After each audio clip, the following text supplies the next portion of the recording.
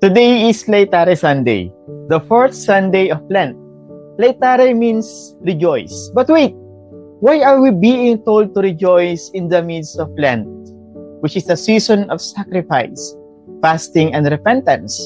Para bang sinabihan tayo na magsaya kahit walang ulam sa hapagkainan, o ngumiti kahit tumaas na naman ang presyo ng sibuyas. But this is exactly what God wants from us today, to rejoice in the midst of struggles. Pero ito ang hiwaga ng ating pananampalataya. Kahit sa gitna ng pagsubok, may dahilan tayong magsaya dahil may Diyos na naghihintay sa atin. Ang ebanghelyo ngayon ay parang isang classic na Filipino telenovela. May bida, may kontrabida, at syempre, may plot twist. Ang bunso, isang batang masyadong sabik sa yaman. Parang batang nakakuha ng regalo ng Pasko. Hindi pa tapos ang Pasko, ubos na. Nagpakasaya, nagwaldas, nagpakaligaya sa mundo hanggang sa nauwi sa wala. At ang pangalawa ang panganay, ang kuya na masipag, matyaga, pero medyo may hugot.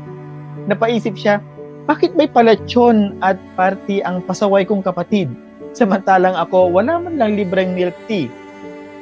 At ang pangatlo ang tatay. Ito ang tunay na bida.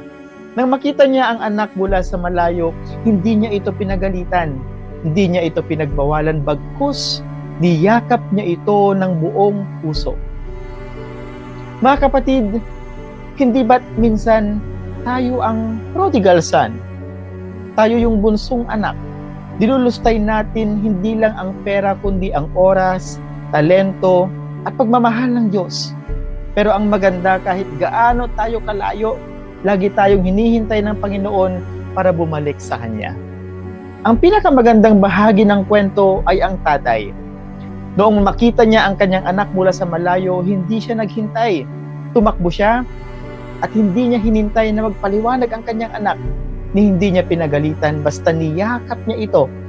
Mga kapatid, ganito ang Diyos sa atin. Hindi siya nagbibilang ng ating pagkukulang. Hindi siya nagtatanim ng sama ng loob. Ang gusto niya, bumalik lang tayo sa Kanya. Laetare, paano magsaya kahit may problema? Magsaya kahit mahirap ang buhay? Parang simpleng pamilya na kahit sardinas lang ang ulam basta magkakasama masaya. Hindi kailangan ng marangyang handa para magkaroon ng totoong kagalakan. Magsaya kahit may pinagdadaanan. Parang estudyanteng hindi sigurado kung papasa sa exam pero patuloy pa ring lumalaban. Ang totoong kagalakan ay hindi lang sa kasaganaan, kundi sa pag-asa. Magsaya dahil may Diyos na naghihintay sa atin. Tulad ng tatay sa parabola, ang Diyos ay hindi nagsasawang maghintay. Kahit gaano tayo naligaw, kahit ilang beses tayo nagkamali, lagi siyang handang yakapin tayo pabalik. Umuwi ka na, may nag-aabang sa'yo. Mga kapatid, kung may panahon kang naligaw, nalayo, o nakalimot sa Diyos, baka ito na ang tamang panahon para bumalik. Walang sermon, walang pagsusumbat. Naghihintay lang sa atin ang yakap ng Panginoon, ang yakap na nagsasabing, anak, hindi ako galit, ang mahalaga, nandito ka na ulit. At yan mga kapatid, ang tunay na dahilan para magsaya.